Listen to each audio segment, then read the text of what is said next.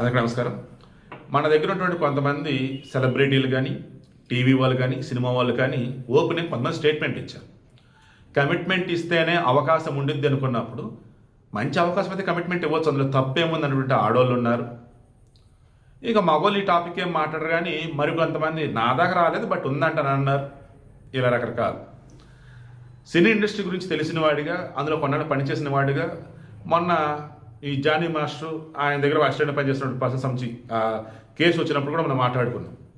ఆమె వయసు ఎంత, ఆయనతో ఆమె ఎలా ఏకాంతం గడిపింది, అండ్ ఇప్పుడు కేసు ఫైల్ చేసింది.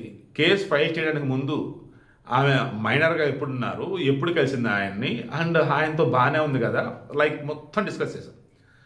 సొసైటీ ఉన్న వాళ్ళంతా కూడా ఇక జానీ మాస్టర్దే తప్పేం లేదు, ఈ అమ్మాయి ఇదంతా కావాలని చేసింది అన్నారు.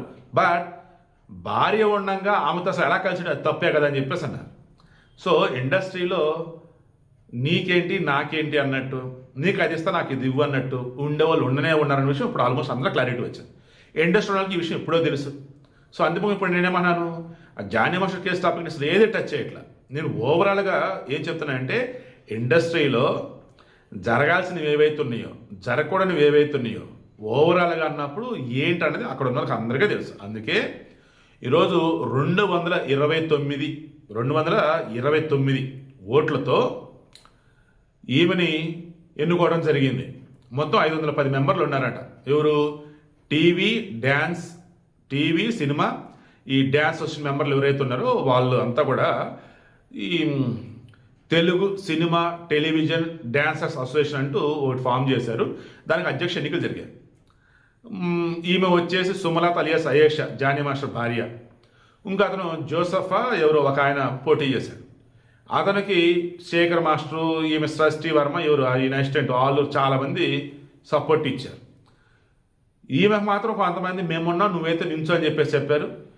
జానీ వచ్చేసి ఏమనుకున్నాడు, నేను ఏ తప్పు చేయలేదు అని తెలియాలంటే నీ ఎన్నికే, నీ గెలిపే కీలకం చెప్పేసి అనుకున్నాడు. నించోబెట్టాడు. ఇప్పుడు ఆమె గెలిచింది.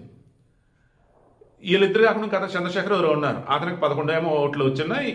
ఈ మధ్యలో జోసఫా ఎవరు ఉన్నారు, అతనికేమో 199 ఓట్లు వచ్చాయి. ఓటు హక్కు వినియోగించుకుంది 439, ఈమెకు వచ్చేసి 228 ఓట్లు వచ్చాయి. 29 ఓట్ల పైచులకు మెజారిటీతో గెలిచింది. సో ఇప్పుడు విషయం నేను చెప్పాల్సిన సింపుల్ చెబుతుంది. మనం దూరంగా ఉన్నటువంటి వాళ్ళను ఎవరో ఏదో అనగానే, ఏదో చెప్పగానే మనకి తెలిసి తెలియకుండానే వారిని ఏమంటున్నాం, ఎంకరేజ్ చేస్తున్నాం. ఏ రకంగా? సొసైటీలో మీకున్న పేరెంట్ మీరు చేస్తున్నది ఏంట్రా బాబు అని చెప్పేసి.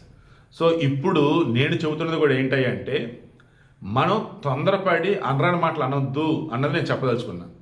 అండ్ ఓవరాల్గా అన్నప్పుడు సినీ ఇండస్ట్రీ కానీ, టీవీ కానీ, మీడియాలో కానీ మీరు అనుకున్నంత గొప్పగా అయితే ఉండవు, ఇదైతే నిజం. అండ్ అక్కడ ఉన్నటువంటి వాళ్ళకి మళ్ళీ వాళ్ళలో వాళ్ళు పెళ్ళించుకుంటారు కాబట్టి వాళ్ళకు కూడా తెలుసు ఏం జరిగింది ఏంటి అన్నది. హెబ్బా పటేల్ సినిమా ఉన్నట్టుంది కదా, సినిమా పేరు గుర్తురా, అట్లా తను అందరితో క్లోజ్గా ఉండిద్ది, కలివిడిగా ఉండిద్ది, ఇంకేముంది అన్నీ అయిపోయినాయి అంతే అనుకుంటూ ఉంటారు. బట్ తన మీద రేప్ అటెంప్ట్ జరిగిన తర్వాత అప్పుడు మన హీరో తెలిసింది తను వర్జిన్ అని చెప్పేసి. సో ఇండస్ట్రీలో అలా ఉండేవాళ్ళు ఉంటారు.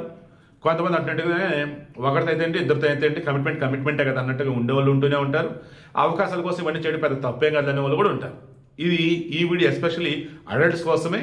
అండ్ పర్టికులర్గా క్రైమ్ అవేర్నెస్ ఛానల్ ఇస్తున్నాను ఈ వీడియో. ఎందుకంటే మన సొసైటీలో జరిగే క్రైమ్లు అనేవి ఏవైతే ఉన్నాయో కొన్ని తెలిసి తెలియక చేస్తారు, ఇంకొన్ని అంతా తెలిసే ఏం కాదన్నట్టు చేస్తారు. బట్ దానివల్ల ఘోరాతిఘోరంగా జీవితాలు నాశనం అవుతాయి. ఎవరి జీవితాలు నాశనమైన ఏంటనేది మీకు తెలుసు. బట్ ఈరోజు అయితే జానీ మాస్టర్ అతనైతే మాత్రం తన భార్య గెలుపుతో ఊహించిన సంతోషంలో ఉన్నాడు. ఓవరాల్గా అన్నప్పుడు సినీ ఇండస్ట్రీలో ఏం జరిగింది ఏంటో ఒకసారి మన జనాలకు తెలిసేలా చేశాడు.